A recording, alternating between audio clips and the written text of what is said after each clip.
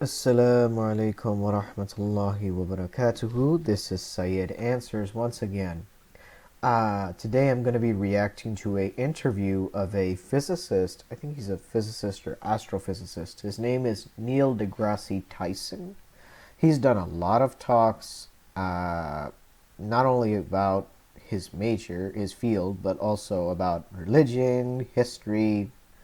He's done talks about the Islamic civilization. In this particular video, he's being asked whether or not he believes in God, and he's he's an atheist, so of course he's going to say no. But he explains why he says no, and we're gonna go ahead and dissect the video piece by piece and kind of answer some of Neil deGrasse's concerns regarding God.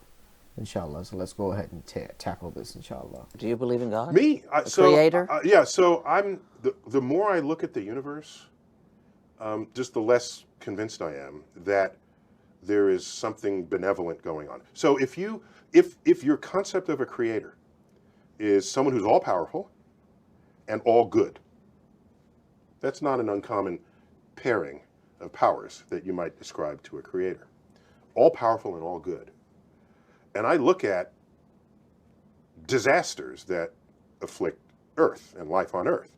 Volcanoes, hurricanes, tornadoes, earthquakes, disease, pestilence, congenital birth defects. You look at this list of ways that life is made miserable on Earth by natural causes.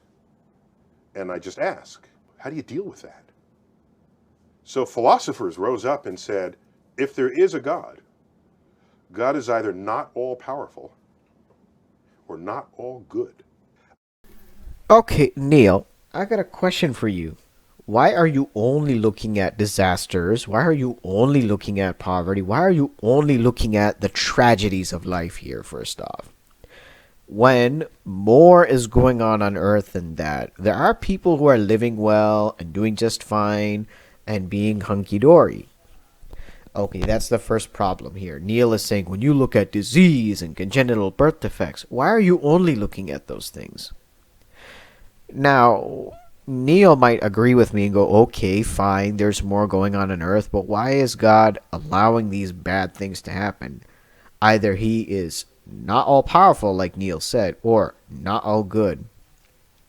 Although Neil is an atheist, I don't have to debunk his atheism because Neil is already arguing by default, by the premise that God exists.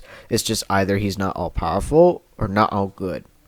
Now, as far as not all powerful is concerned, Neil, if God can create the seven heavens and the earth, he can do whatever he wants with them, right? If he can spring the universe into existence out of nothing, and we're arguing that God exists, and essentially Neil didn't say these words, but essentially this is what would have to happen according to Neil's premise, that God would have made all of this, then he can do whatever he wants with it. So of course he's all powerful. But wait a minute, he must not be all good either, because he's allowing things to happen to us that are painful, and therefore they are bad because they are painful, and God's allowing them to happen to us. Therefore, that makes God bad. He's not all good. Grrr. Okay, let's go ahead and tackle that too. First things first, without bringing Dean into this at all, if bad things don't happen to us humans, if things don't happen that cause us pain, the moment fortune starts befalling upon us, it won't mean anything. And if you want to see proof of this, look at kids who are spoiled in households. Kids who have responsibilities in their households, they're a lot more happier than kids who are spoiled. Anyone who is connected with their family will see this. You spoil a kid and give them everything they want, they're bored with their stuff later. But if you teach a kid responsibilities, you have them do chores in the house and then make them earn stuff that they want, then they are happier long term. And when they grow up, they work for things on their own and they're better able to cope with life's issues. that befall upon them.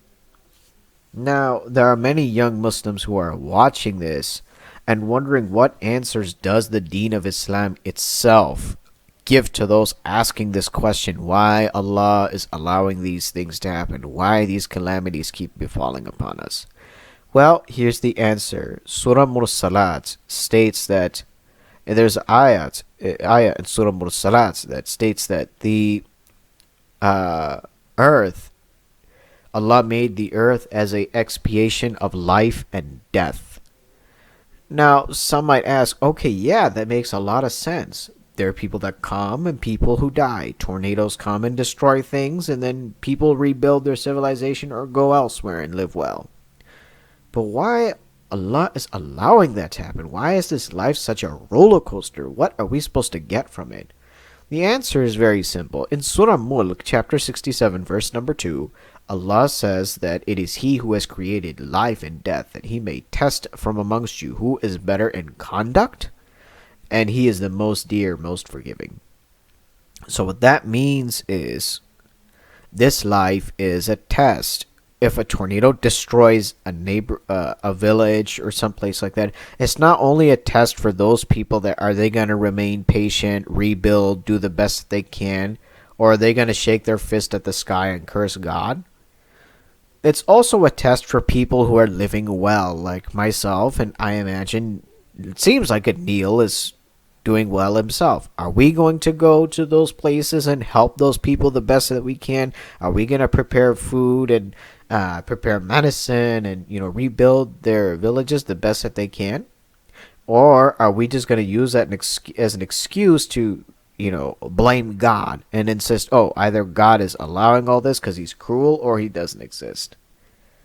And nowadays, it seems like people just want to do the latter. They just want to shake their fist at the sky at God, or they want to use someone else's calamity and test and say, oh, God is supposed to be all good, but He's allowing these things to happen, so He must not exist.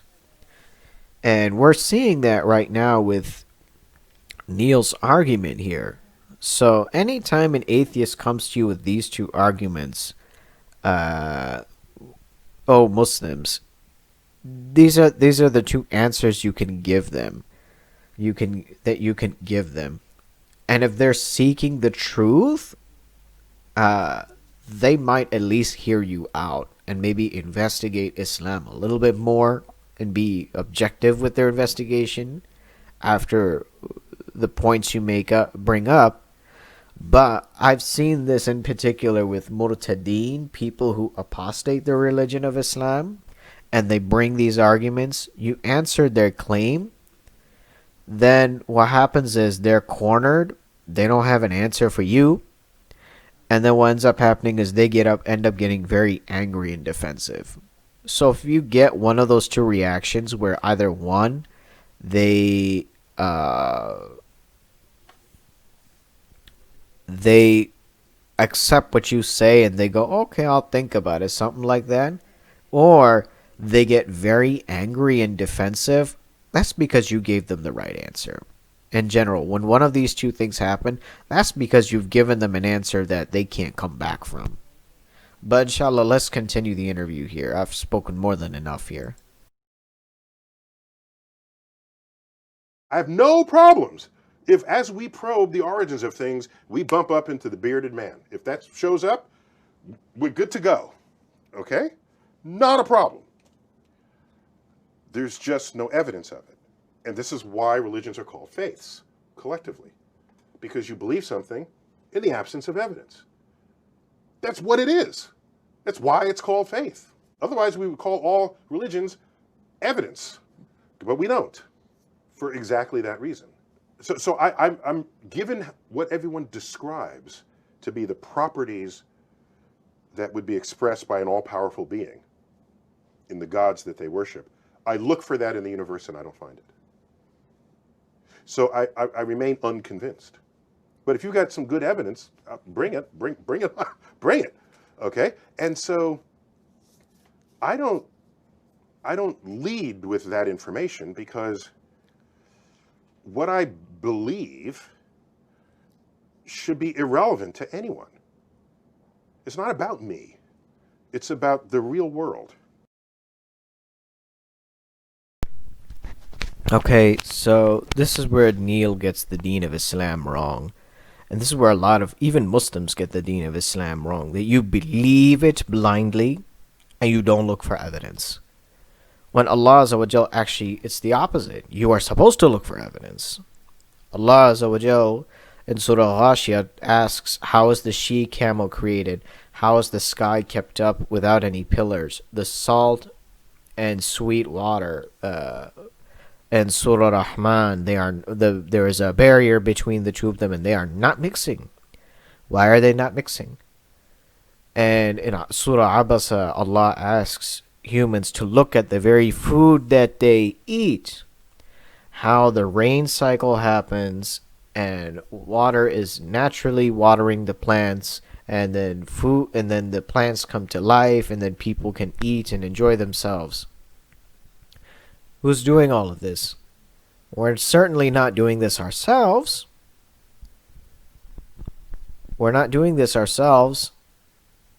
And some might say, oh, this is an automatic process of nature. And how did that process come to happen, though?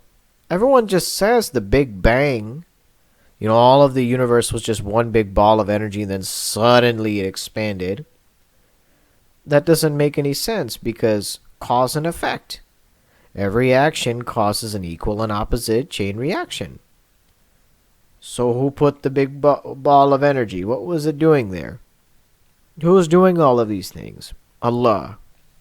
So not only to Neil do I make this plea, but to his audience and to any Muslim and non-Muslim watching, Muslims who are, especially those who are, struggling with their deen and struggling with these arguments that atheists make.